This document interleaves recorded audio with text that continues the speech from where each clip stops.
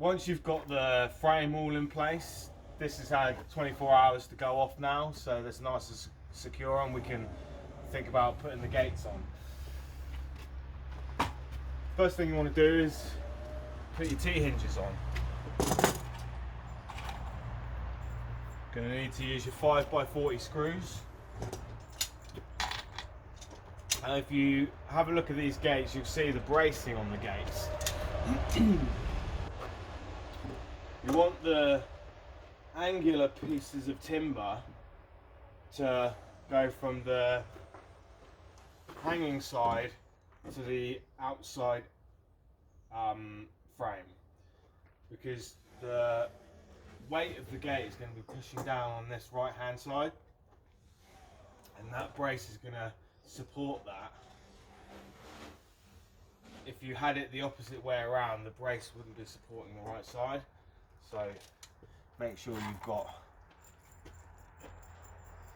those the right way around before you start. And then when fitting the t-hinge, just really want to push it up flat to the timber. Make sure you haven't got the plate at an angle, it's just flat against the wood. And then that's pretty much ready to get screwed straight in.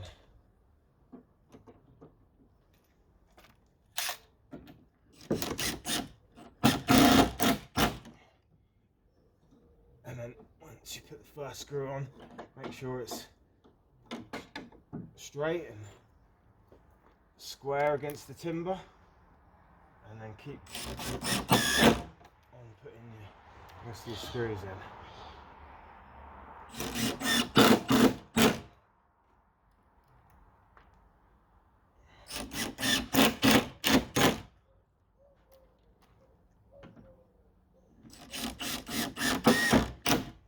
And as I explained before, you can see that this hinge covers at least a third of the gate width.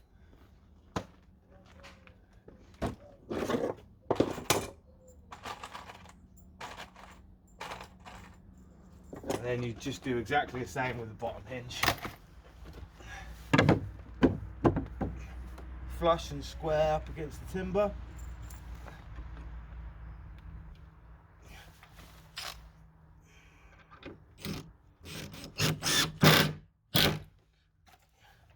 Check that everything's straight and square.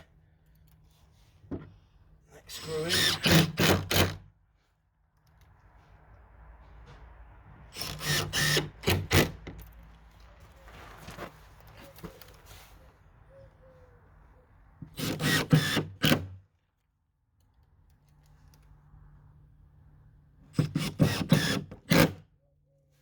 That's it, and then you just replicate the same on the other gate.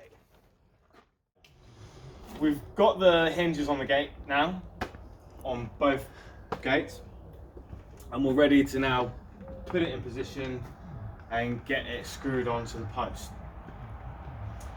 Now before you do that, you just want to make sure check the measurements between each post, top and bottom, and I've made this 187. Double check it again. 187.